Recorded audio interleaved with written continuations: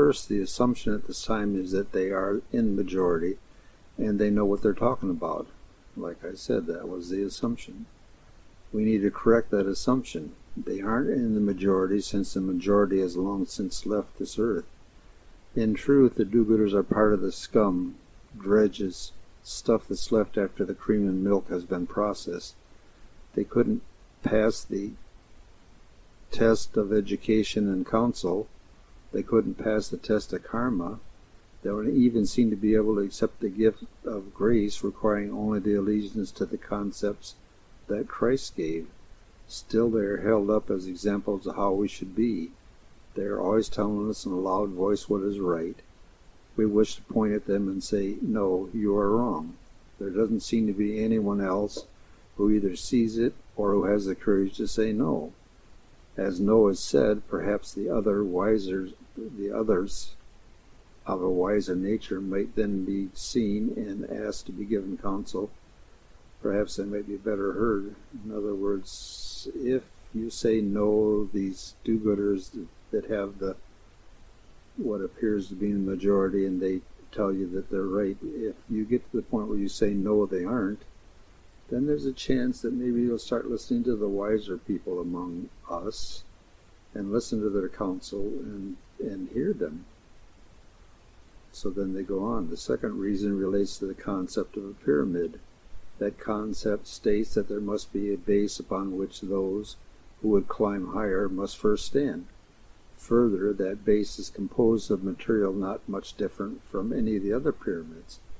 In other words, a pyramid of any type has a base which could, but for a small difference, be transferred to any other pyramid and be used for the base. Now, to clarify the concept, we need an example. The best example is to use exactly what we were discussing earlier.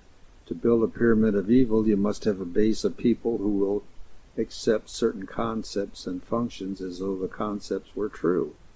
Those concepts are just a little different than what most people see, but just enough different to support those on the next level. Those on the next level have a concept which could not be accepted by our society, where they just stand alone. But still, because they're standing on the base, and these people that we just discussed earlier, all of a sudden their concept are not that much different, and they become acceptable too. As that idea continues to go on up the pyramid, and we're talking about a pyramid of people who have power, obviously, and the base doesn't have the power, and the next ones up have a little more and a little bit more. You know how that works. The idea goes on up the pyramid until you get to the top, and at the top you have consummate evil, supported by all those who just change a little bit below them. Now you take that same pyramid, or that same base, if you will, and you go to a pyramid that's good, and you have the same system. The base is composed of those who see things just a little different than the evil base. And again, those at the next level will be more divergent, and will see things a little bit better and a little bit better, and on, as it goes on up. At the top you would have consummate good, supported by all those below. Now, what they're pointing out to you is you can't have an evil pyramid without that base. You can't have consummate good pyramid without that base. And they're trying to give you the concept that they're not really that disgusted with the do-gooders. We need them. We just need them to have their concept a little different. And so they go on and say, as we said, the two bases could be interchanged, but for a small difference in concept. What does that mean?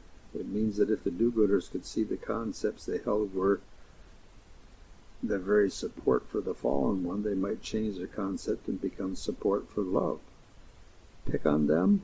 Perhaps not. Maybe it's that we need them most, and we need them seeing clearly. Changing their concept just a small amount would cause the evil pyramid to crumble, as the base no longer holds the rest. Move their concept to the good pyramid base, and gives everybody a chance to get out before the gate closes and the fallen one returns to claim the meek that are left. So a small change in perception here would make a huge change in the world today. Now they're talking about the do-gooders, the ones that they said are almost always wrong. Who are these do-gooders? And what is it they believe that causes so much trouble? Basically, they have bought the advertised pitch of true materialism given by those who think to make money. In truth, they spew the precepts that bind the sheep and even the wolves to this earth. And those precepts are from where? Where do the precepts that hold all the earth come from? And the chosen ones were chosen by whom? So the intelligent and the superior, and they don't go on, you understand where they were going. And the chosen ones of this earth were chosen by whom? And more of that goes into book 5, so they're not going to, that's where it was going. So they say the point is that there are precepts given in the form of advertisement that almost all monkeys on earth are buying. These are precepts the do-gooders are caught on hook, line, and sinker. First comes a precept that life comes before all else, save life at all cost, keep all monkeys on earth as long as possible, keep their focus on here, make them afraid of death, make death a terror to all people, make them see that they must try to stay young and beautiful as long as possible, whatever the cost.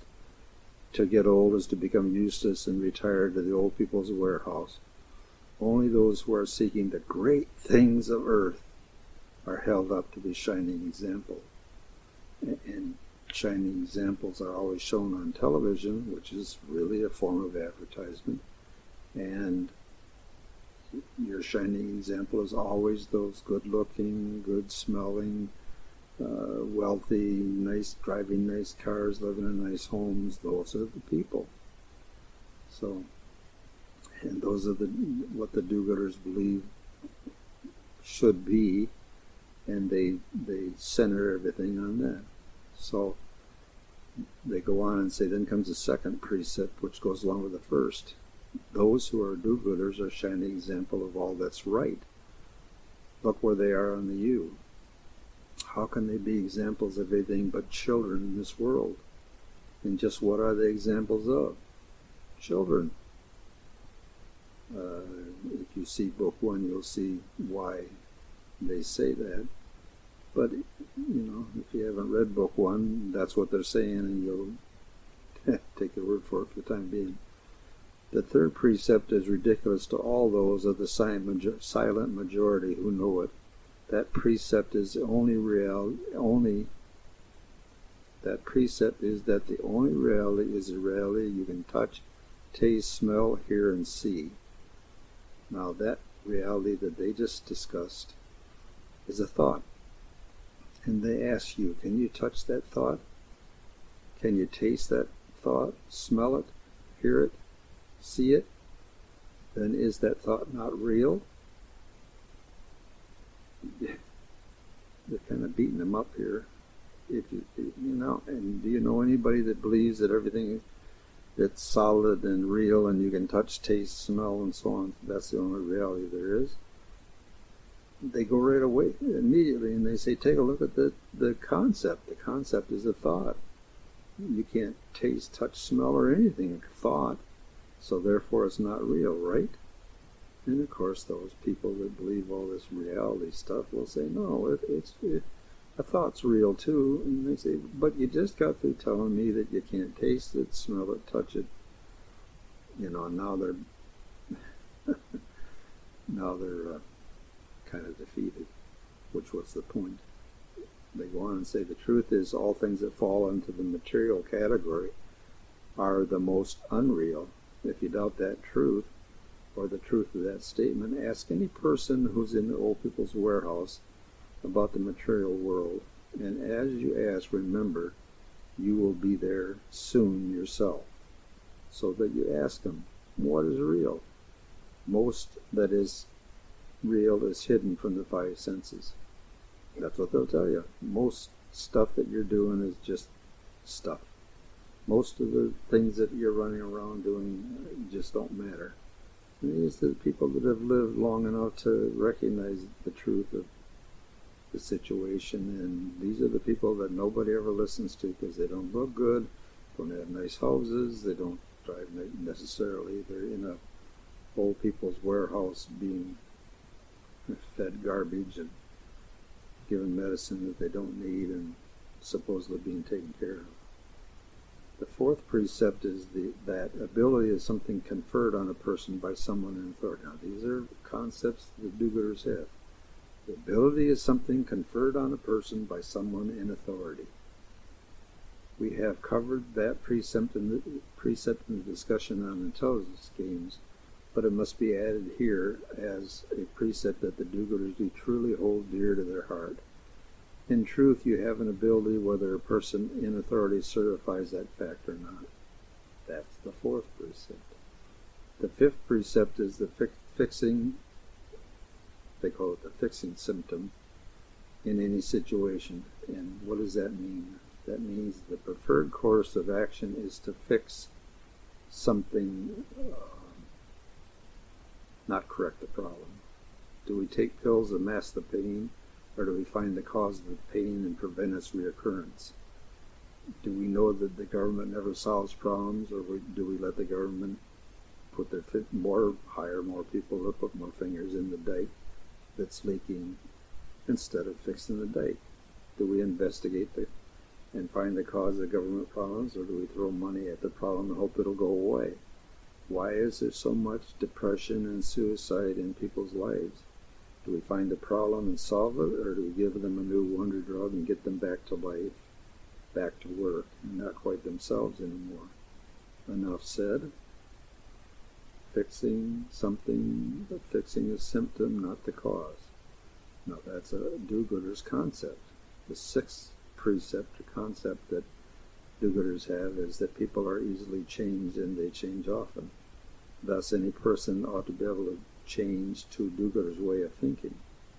Now, the do-gooder thinks that people will change and they can grab anybody and talk to them and twist them and get them to think the way the do-gooder does. And that's a concept that they have. How often have you heard a person say that he or she has changed? How often is it true? Almost never. Still, the do-gooders cling to that concept and live as though it were true. People change very slowly as a rule. They must change their concepts of who they are and who they were before the change occurs. How many people will admit they were wrong before they are beaten to the ground? How many people will admit they're wrong before they're beaten to the ground? What happens to the people who are do-gooders that gets them to change? If you've read book one, it's they're beaten to the ground. And when they're finally beaten to the ground, they admit, oh boy, I'm wrong. And they change. And they go, how many people can face the things they have done in the name of the concept which they are now told is wrong? How many people don't like to admit that they're wrong? People don't like to change. People don't like to change. People don't change either. When you get to taking a good look at that, you'll say, I've heard a lot of talk, but your actual experience, the fruit on the tree, is they don't change. The seventh precept that the do-gooders have is the most ridiculous precept of all. It never ceases to amaze us that so many people actually believe this precept. Have they ever stopped for a moment and thought about it? The precept? You must judge me by what I own, not that which is inside me, who I am. You talk about an intelligence game. If you are a player and you have the equivalent of squirming maggots inside your brain, you can still rob from the poor and buy your way to the top of the social judgment scale. If you are a great person inside, you might well get missed in the shuffle because you own nothing. What better way to hide the fact that you have little value as a human being? What better way to move the focus to the material? What better way to hide the truth that only wisdom can see? You think that's not true? Doesn't everyone seek wisdom from the rich, from those who have things? Would the wise have things? There are many more examples, but as you can see, if you look, all these precepts are designed as a means to keep people here in playing dominion. These are little concepts that form the base of the pyramid of the fallen one. A little change, and who knows? See, what they're saying is this is a very important group. And if we can get them to change the concept just a little bit, they may change our whole society and make it work again.